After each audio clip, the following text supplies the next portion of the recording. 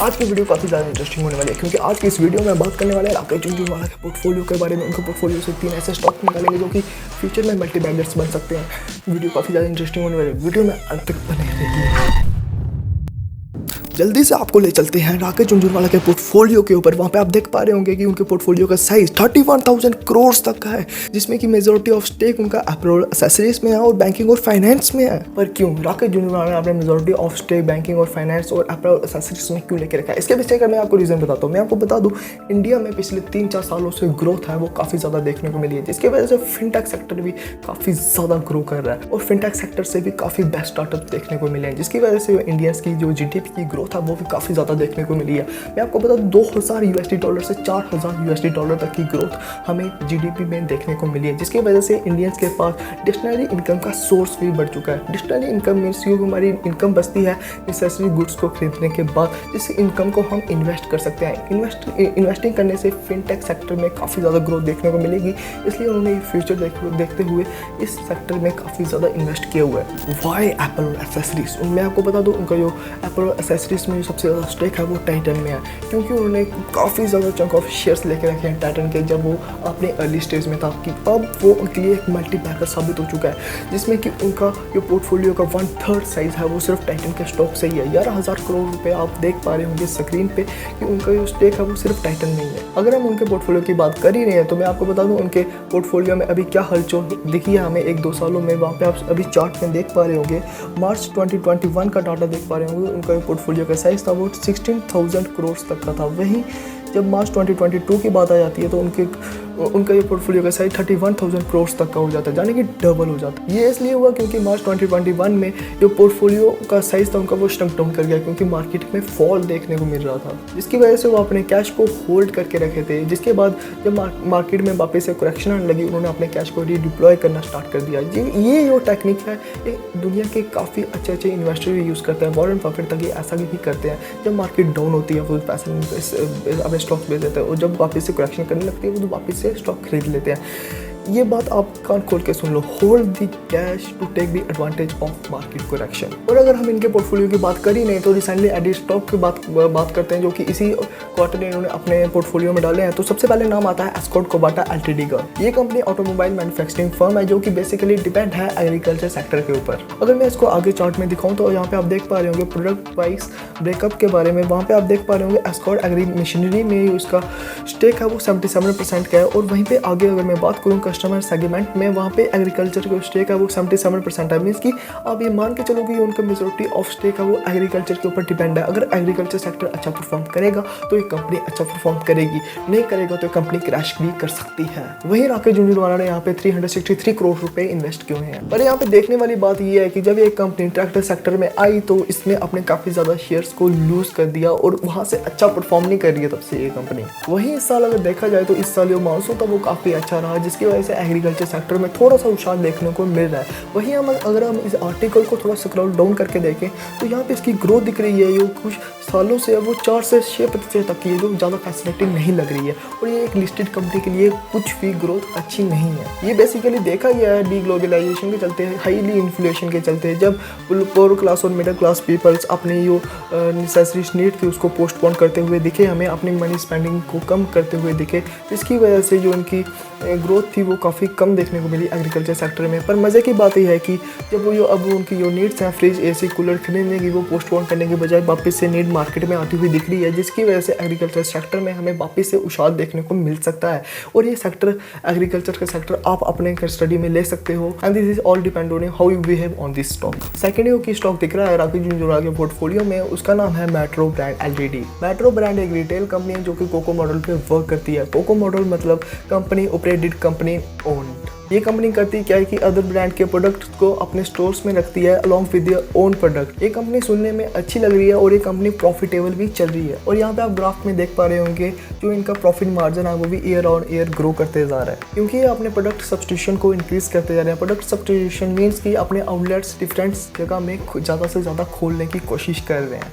ये बेसिकली कर क्या रहे हैं कि अपने स्टोर में 50 प्रोडक्ट रखेंगे, जिसमें से 45 अदर ब्रांड्स के होंगे, जिसमें से कि सिर्फ 5 प्रोडक्ट इनके खुद के होंगे, जिसको कि ये अपने प्रोडक्ट को इन प्रोडक्ट्स के साथ रिप्लेस करके एक अच्छी मार्केट सेट करने वाले हैं, जिसके बाद ये कंपनी बहुत ज़्यादा प्रॉफिटेबल होगी। और 2030 तक ये मान के जा रहे हैं कि ये सारे के सारे प्रोडक्ट अपने लाने जा रहे हैं और अपना ही एक ब्रांड अबॉलिश करने वाले हैं मार्केट, जिस वजह से इनके जो सारे प्रोडक्ट होंगे वो बिल्डिंग इन हाउस होंगे, जिस वजह से इनका जो प्रॉफिट मार्जिन होगा वो भी इंक्रीज करेगा आने वाले सालों में। वहीं अगर हम इस कंपनी की प्राइस टू अर्निंग रेशो देखें तो बाकी सारी कंपनियों से सबसे कम है, जो कि काफ़ी अच्छे पॉजिटिव साइंस दे रही है इस कंपनी के रिलेटेड। ये कंपनी काफ़ी अच्छी है, ग्रोइंग पोटेंशियल के साथ है, पर यहाँ पे प्रॉब्लम में ये आती है कि इस कंपनी ने काफ़ी ज़्यादा डेप्थ लेके रखा हुआ है। यहाँ पे आप चार्ट में देख पा रहे हैं जो इसका डेप्थ लिया हुआ है इस कंपनी में वो ऑलमोस्ट 55% तक है। वहीं ये कंपनी ये दावा करती है कि जो इसने डेप्थ लिया है वो अपने बिजनेस को आगे एक्सपेंड करने के लिए लिया है। वहीं बैलेंस शीट ये साफ साफ दिखा रही है जो इनका रेट ऑफ फिक्स एसेट है उसको अगर हम कंपेयर करें इनके डेप्थ से जो हर साल बढ़ता ही जा रहा है वो बहुत ज़्यादा कम है। वहीं इनकी दूसरी प्रॉब्लम ये है कि इन्होंने अपने काफ़ी ज़्यादा स्टोर्स है वो रेंट्स पे लिए हुए हैं, पर वहीं पे जो ये डिस्काउंट्स दे रहे थे अपने स्टोर्स पे, पर वहीं पे अगर रियल इस्टेट मार्केट में वापस आ जाती है तो इनकी जो रेंटिंग प्राइस होंगे वो काफ़ी ज़्यादा हाई हो जाएंगे, जिस वजह से डिस्काउंट्स भी कम दे पाएंगे, जिसकी वजह से इनके बिजनेस में प्रॉफिटेबल स्कीम है वो काफ़ी कम दिखने को मिल सकती है और रेंटिंग के पैसे देने की वजह से इनका जो प्रॉफिट मार्जिन है वो भी कम देखने को मिल सकता है। ये प्रॉब्लम हो सकती है। हाँ, प्रॉफिटेबल बिजनेस है, आप इसको कंसिडर कर सकते हो और this is all depend on it. वहीं तीसरी प्रॉब्लम की बात ये है कि ये कंपनी ज़्यादा फोकस कर रही है अपने फिजिकल स्टोर्स पे और डिजिटली कम जाने की कोशिश कर रही है, पर वहीं पे अगर इनके कॉम्पिटिटर्स देखें तो वो काफ़ी ज़्यादा बड़े बड़े हैं। अमेजोन जैसे कॉम्पिटिटर्स हैं, रिलायंस स्टोर जैसे कॉम्पिटिशन है जो कि डिजिटली भी फोकस कर रहे हैं। उनको पता है कि फिजिकली स्टोर्स में इतना ज़्यादा प्रॉफिट नहीं है, वहीं ये सिर्फ और सिर्फ फिजिकली स्टोर्स पे ही फोकस कर रहे हैं। हो सकता है कि कल को ये डिजिटली जाए तो वहाँ पे इनका प्रॉफिटल मार्जिन बढ़ सकता है, पर हाँ फ्यूचर के लिए या आप देख सकते हो, पढ़ सकते हो इस कंपनी के बारे में कि ये ज़्यादा मैक्सिमम फोकस अपने अंदर और सिर्फ फिजिकल स्टोर पे ही कर रही है। नेक्स्ट टॉपिक काफ़ी ज़्यादा इंटरेस्टिंग निकल के आ रहा है राकेश झुनझुनवाला के पोर्टफोलियो से, वो है वीपी वेंचर्स। ये कंपनी 2014-15 में फाउंड की गई थी और इस कंपनी ने शुरुआत में सलमान खान फाउंडेशन के साथ काम किया था, बीइंग ह्यूमन के साथ। वहीं पे राकेश झुनझुनवाला ने इस कंपनी में इन्वेस्ट किया था, पर कुछ गड़बड़ के चलते काफ़ी ज़्यादा कंपनीज ने इसमें से अपने पैसे निकाल दिए और वहीं से इस कंपनी ख़राब परफॉर्म करने लग पड़ी। पर वहीं पे राकेश झुनझुनवाला ने अपना जो स्टेक था वो लॉन्ग टर्म तक लेके चलने का सोचा और इनको लॉस हुआ, पर अभी इन्होंने इस कंपनी के सारे स्टेक लेके रख दिए थे। वैसे हम यहाँ पे देखने को मिलता है कि काफ़ी बड़े बड़े इन्वेस्टर्स भी कभी कभी मिस्टेक्स कर डालते हैं। वहीं से हम ये सीख सकते हैं कि avoid companies that depend on only one identity. बेशक राकेश झुनझुनवाला ने इस कंपनी में इन्वेस्ट किया था, पर जो उनकी परसेंटेज ऑफ मनी थी जो इस कंपनी में इन्वेस्टरी थी वो काफ़ी ज़्यादा लो लगी हुई थी, जिस वजह से इन्होंने ज़्यादा लॉस नहीं लिया। वहीं पे हम ये भी सीख सकते हैं कि जब हम कोई स्पेकुलेटरी कंपनी में इन्वेस्ट कर रहे हो तो काफ़ी कम अमाउंट में उसमें इन्वेस्ट करें, जो कि हमारे आने वाले समय में हमारे मल्टीबैगर साबित हो या अगर लॉस भी हो जाए तो ज़्यादा फर्क ना पड़े। And here we can see the Rakesh Jhunjhunwala is invested in another company and we can see in their portfolio this company is leading lease finance and investing company LTD। इस कंपनी का जो हम डेप्थ देख पा रहे हैं चार्ट में वो 500% तक है, पर हम मान सकते हैं कि ये फाइनेंस और बैंकिंग कंपनी है जिसको की मनी लगती है अपने बिजनेस को रन करने के लिए। पर वहीं अगर हम इसके डॉक्यूमेंटेशन को चेक करें वहीं पे हमें कुछ भी देखने को नहीं मिलता और अदर हमें इंटरनेट पे भी इस कंपनी के बारे में कुछ ज़्यादा देखने को नहीं मिल सकता है। और इस कंपनी का ग्रोथ की बात करें तो पिछले एक डेकेड में जब ये कंपनी स्टार्ट हुई थी 2011 में, तो वहाँ पे हम रफली देख पा रहे हैं कि ये 6 लाख रुपीस इन 2011 में अर्न कर पा रही थी और वहीं आज 2022 में सिर्फ 1.43 करोड़ का ही ये अर्निंग है, रेवेन्यू है वो जनरेट कर पा रही हैं। और अगर इसकी चार्ट में ग्रोथ देख पाएँ तो वहाँ पे सिर्फ 4 to 6% ही दिख रही है, वो कि ज़्यादा फैसिलिटी नहीं है किसी लिस्टेड कंपनी के लिए इतनी कम ग्रोथ दे पाना। और डॉक्यूमेंटेशन रिपोर्ट्स पे कुछ ज़्यादा देखने को नहीं मिल पा रहा है और अदर इंटरनेट पे भी इस कंपनी के बारे में कुछ भी नहीं है।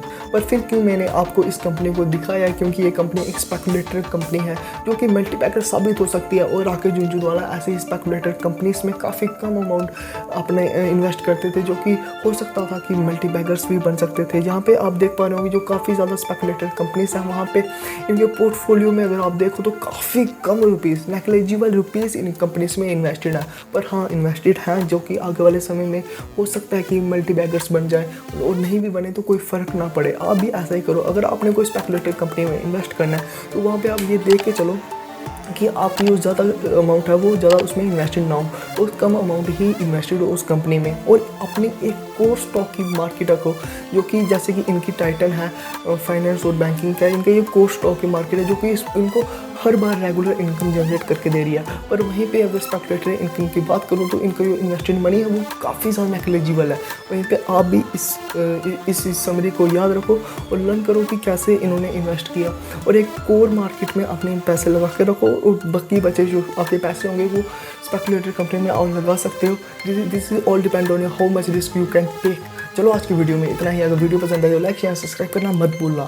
सब्सक्राइबर्स कम दिख रहे होंगे, उनको रेड बटन दबा के इंक्रीज करना आपकी जिम्मेवारी है। मैं आपको मिलते रहूँगा ऐसे ही एक्साइटेड वीडियो के साथ।